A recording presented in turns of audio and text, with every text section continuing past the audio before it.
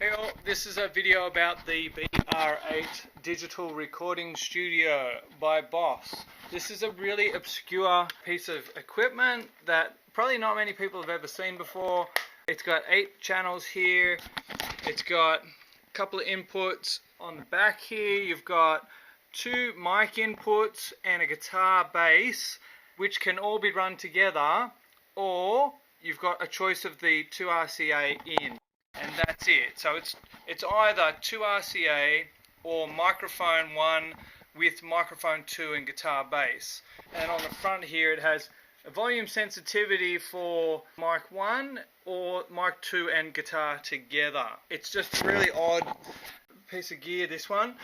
I'll turn it on. You can see how long it takes to boot up. It's pretty slow. And the thing you have to know about the BR8, there we go, is that it runs on these 100 megabyte zip disks. And now that we're on, I can chuck that in there. The thing about the zip disks, there we go, now loading. Loot. Yo, yo, yo, yo, we're coming through it all. We got any mic level, mic level. Yo, there we go, got to change it there. Okay. And the thing to know about the zip disks is they're good quality. They're almost better than DAT. I've got a whole box of them down here. Yo, all this stuff's for sale. I think if you want to make me a good offer, I'll sell you the zip disks and the BR8. It's really limited in what I can do. Because of these inputs, you can only simultaneously run that or this one, right? It's either that or these. or that, right? Actually, can you do them together? Yeah, you can do those two together or separately. One of the good things to mention about this is the effects here. I'm currently running through compressor 1. Compressor 2. These are the COSM effects, COSM effects. It's one of the reasons I kept it. Compressor 2, de-esser, de-esser 2, enhancer, enhancer 2, yeah. CM plus dark EQ. Some of these, I'm just cutting through them now. Vox doubler, vocal doubler, stereo, auto pan. Slow flange and fast flange, slow chorus. Vocal cancel. Wow, that just cancelled out my vocal. Yo-yo, karaoke vocal, ballad vocal effects. Basically, there's a heap of them in here. Slap back. Big pitch effect 1. Effect 2.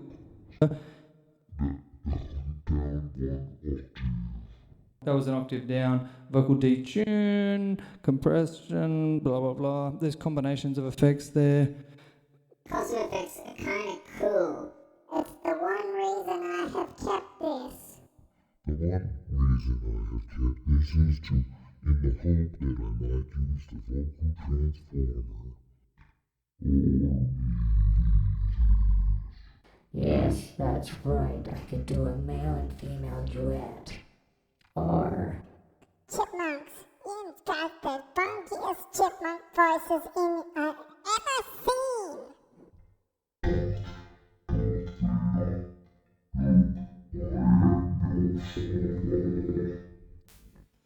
but I don't know what this is. So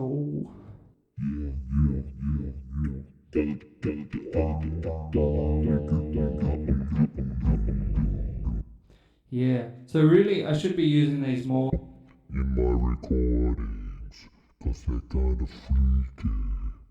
Yeah, got the stereo vocal going on.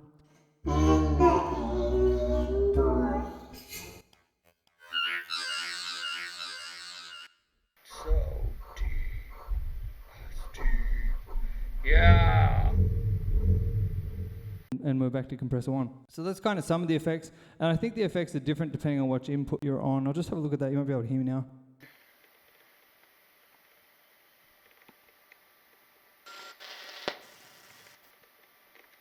Yeah, so the effects are different. And in there, they're all guitar ones. which is kind of cool. That's the main reason I've kept all this, was for those effects. And the audio quality of this whole thing is actually pretty good. And what I've got on here is all these old recordings that I've done with all sorts of different people and on my own. And this is the only way I've got to play them back. They all need to be recorded into the computer, or they're going to be lost forever. What else do you need to know about this? It's got panning, EQ, chorus and delay, and reverb. You can loop up sections of audio, and you can mark out sections of audio, and then you can cut and paste them to different sections. So you could record like a 2-bar phrase and then paste that anywhere in the song or on any track. The other thing to be aware of with this is the V-track function. If you look here, it changes to this screen where you can actually change to another layer. You can have 8 of these, but you can only hear one at a time. So you could potentially do one recording and then do a second recording, and you've got a choice between either one, but you can't ever hear both of them together. And on a 100 megabyte disk, you have to be pretty aware of space and data, because you'll start using it up. The longer your song goes and the more tracks you're using and the more V tracks, you'll find you can't do more than 1 or 2 songs on one disc. What else? Oh, it's got a rhythm guide over here. Rhythm pattern, tempo, on, off. That's how it starts. So there it is, just that'll run on its own. And I believe there's all different patterns in there. Tempo map.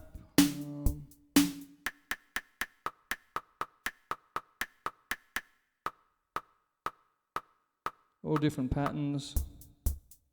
3, 4. But you can't change the tone. I think that the drums you're using is metronome. Here we go. Metronome 1. Let's put it on 4/4. Where's 4/4? 4/4. And rock drum beat. There we go.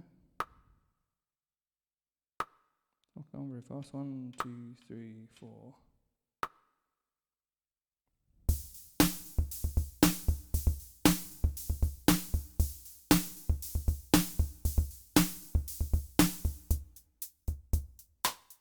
Okay, so there's different sounds and drum patterns there. Yeah, that's right. It's been a while, but I remember working with many of those. Yeah, but like all of these things, you're kind of stuck with what you got here. I know on this disc, I checked it out a little bit earlier. I've got a track, a left and right channel track there, like a stereo mix on each of these 6 channels here. So let's have a listen to what I was able to record.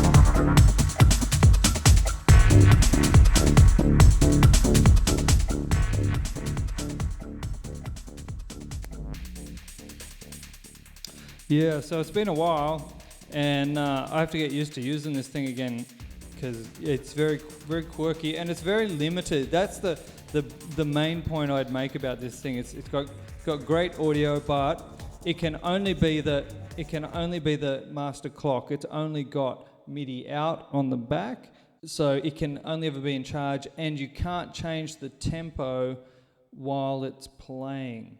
You can't change the tempo once it's recorded something. Let's have a look. So, tempo pattern, tempo here. So I'm changing the tempo, and the tempo is not changing.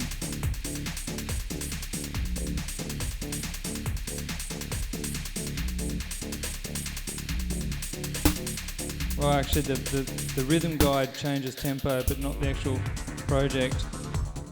So the rhythm guide changes tempo, and the drums are playing it now at a different tempo, but the recording itself is not. I'll just stop that there, zero it, exit that. I'll show you the utilities here. You've got LCD contrast, song selection. So if we go in here, you see song information, song select is the important one. You've got song new, store, name the song, protect, copy, erase, optimize the disk. Optimize the disk is something you often have to do when you've done a lot of recordings that you've recorded over. You've got to clear out all the data that you're not using. Let's go back to song select, and this is the only song I've got in here, but if I'd put like 2 or more other songs on here on the disk, then that's where you'd find them. Exit that menu, exit back to the main menu. So you've got contrast, song, track, tools like cut and whatever. You can cut bits, copy bits of track, move bits of track around. You can insert, cut, erase. Cutting back to the main menu, you've got system. Going to system, you've got foot switch. Okay, so it's got these inputs up the back here for an expression pedal and a foot switch. So they can control stop, start, and like different functions in there. You can see in the menu. Cutting back to the main menu, we've got synchronize. So it can synchronize to MIDI clock, MTC. This thing has a digital output. So you might be able to send clock or receive clock through that digital output. I can't remember the details. MIDI, you got MMC mode, it likes to be in master or off, MIDI channel. And you've got disk, copy the disk, convert the disk, initialize the disk. Every time you put a fresh disk in, you have to initialize it, and if you want to blank the disk, you can just initialize it. That's marker. You can erase the markers or put in markers. It's got a tempo map, so you can actually make it change speed, but you have to type it in prior to doing it. You have to put in like at so many bars. You're going to change the measure. You're going to change it to a certain type of beat, or a certain type of tempo, or a certain type of pattern. So you can have different drum patterns, and that's pretty unlimited. That goes and goes and goes. So scene, different scenes. I don't think I've ever used that. Scrub preview, that's something to do with like deleting bits or listening to bits. Effects, input normal, track 1, track 2. So the effects can be on just certain tracks or on the master. It's on the master, there we go. It cut off when I moved around here, and then it cut back in there, normal, and record dry. So you can hear it, but it records without it. Okay, so that's a good function, never used. Initialize the whole darn thing. Initialize global, effects, mixer, all, exit, and that's it. That's the whole menu. There you go. So we've got contrast, song, track, system, sync, disk, marker, tempo map, scrub preview, effects, initialize. Okay, exit, and you're back to your song. I've got other songs over here on this track. Let's see what this goes like.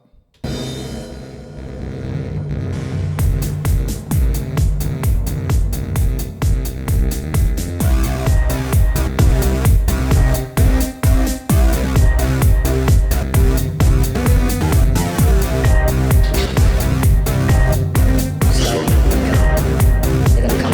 Right in there.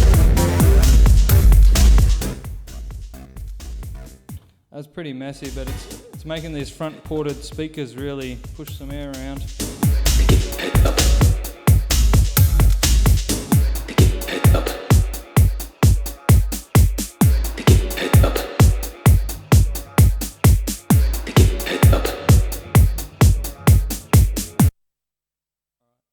I'm actually sampling from the movie Pandora in that, so that's a bit dangerous and dodgy.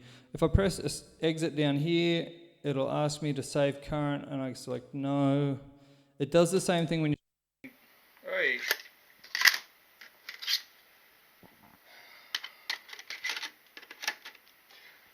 So obviously you lose the microphone when you take the disc out. So let's go loading. Complete. Whoa, that's loud. So we're on some different effect now. That's compressor 2.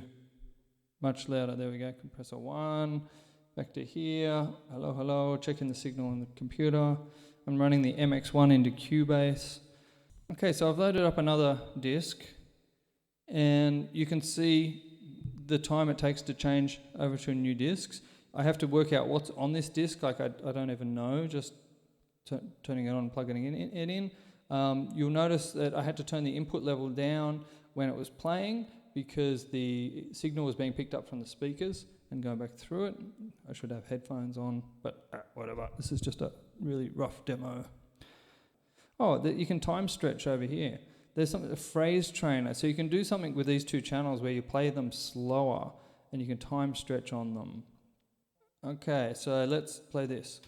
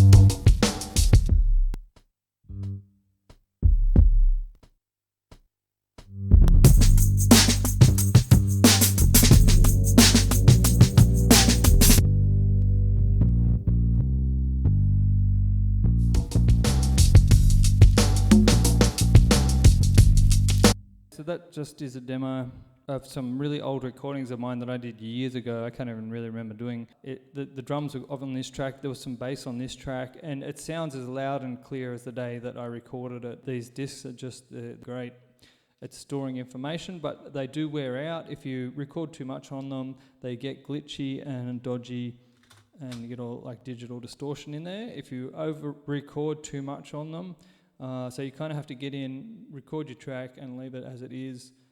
And then you can't really do a lot with it, apart from playing with the EQ, the chorus, the reverb. The effects here have to be recorded into it. That's about it. I'll probably make a few more videos where I just mix these things down. Oh, let's see if there's any V-tracks here. Yeah, this one's got a couple of V-tracks over here. So to get to them, I'd have to go to there. I have to scroll. Oh, so we were listening to the virtual track. I have to go like that and like that. So now we can hear whatever was on this track here and that track there. That was like that sound, whatever that is.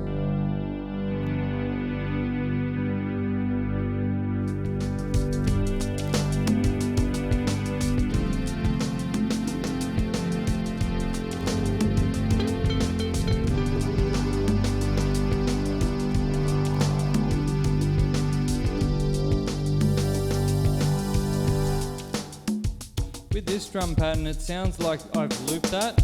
It sounds like I've cut and pasted that and made my own loop within the machine.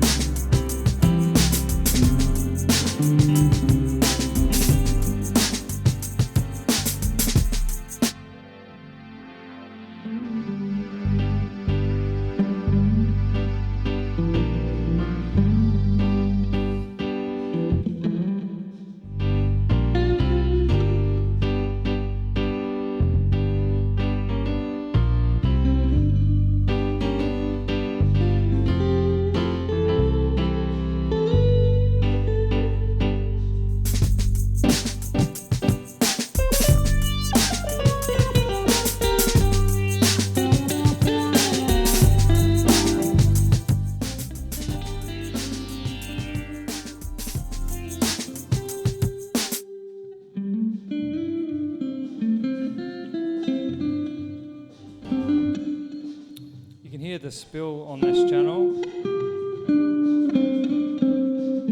The drums and the bass in the background.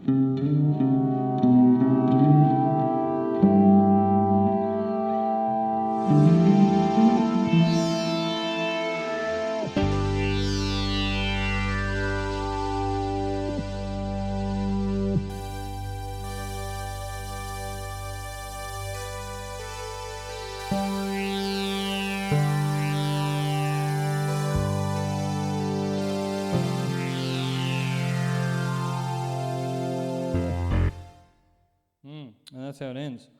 Cool. So lots of weird stuff going on there, and some of it sounds basically the way I recorded it the day I recorded it. Song, let's see if there's other songs in here. No, there's only one song on that track. So we go eject, save current, go nope, because we just leave it as it is.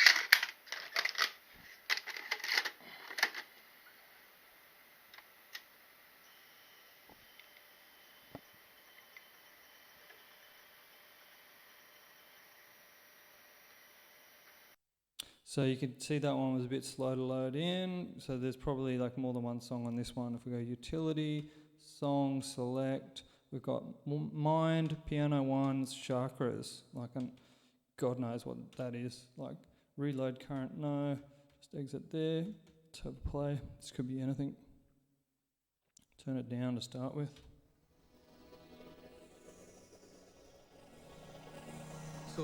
So if we're consciously designing our destiny, if we're consciously, from a spiritual standpoint, throwing in with the idea that our thoughts can affect our reality or affect our life, because reality equals life, then I have this little pack when I create my day. I say I'm taking this time to create my day, and I'm infecting the quantum field. Now, Yeah, so that's just weird. Let's go song, select, let's go piano, see what this is, save current, no. So we swap. And so you can hear me, we switch that back on and play.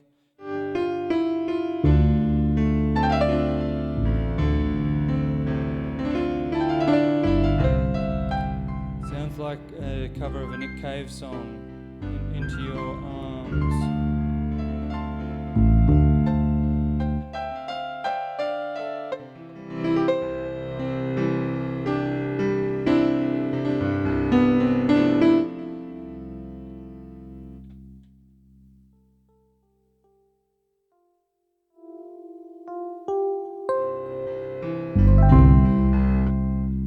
Where's that bass?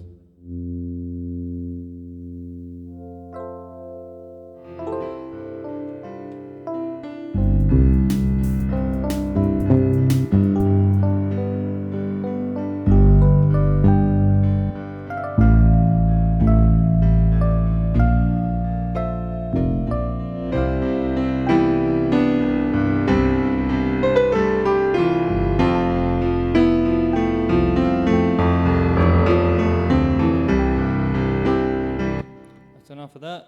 Let's see what else we've got on here.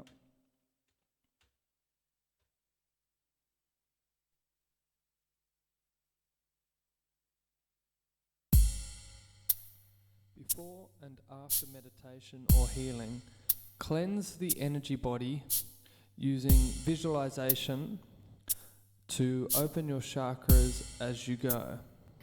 Yeah, that's enough of that. So you get the idea. Let's power it off. Shut down OK. It always asks me that, and shut down. There you go. That was the Boss BR8. A very quirky machine, owned by a very quirky person. In conclusion, I'd have to say that I like the BR8. I like the design of it. They were trying to make home recording affordable and accessible, and it's a clever design, but it has some major limitations in that you can only record a limited amount of inputs, either a microphone and a guitar, or a microphone and guitar together, or you can record the RCA input. The effects in it are really good. The fact that you can't tempo shift at all once you've made a recording. The drum patterns in it are very limited. The quality of the zip discs is very good, but they're limited, they're noisy, and they take time to boot up compared to modern hard drives. And the ability to conserve memory by cutting and pasting segments of a song is very handy. Also, when you're remixing, you can't do much more than just changing volumes or the panning. It's very limited as a performance instrument, and it can only be the master clock. Or if it is a slave, the clock in charge has to stay at the same time, but I haven't studied all of that thoroughly enough. I will make some more videos with it coming up, so I can just have a recording of all those old pieces of music that I made back in the day, and I will test run it as master clock here in the studio. And my next video review like this will be of the Dr. Rhythm Boss DR5, because that was my first drum machine, so I'm going to give a tutorial on that. It's another very unusual, quirky piece of machinery that left me wondering, why did I buy this? Why? It was a learning experience, and they're both fun for that, and they're both sort of interesting, and I bet one day they're collectible because they are so rare and unique and unusual. Alright,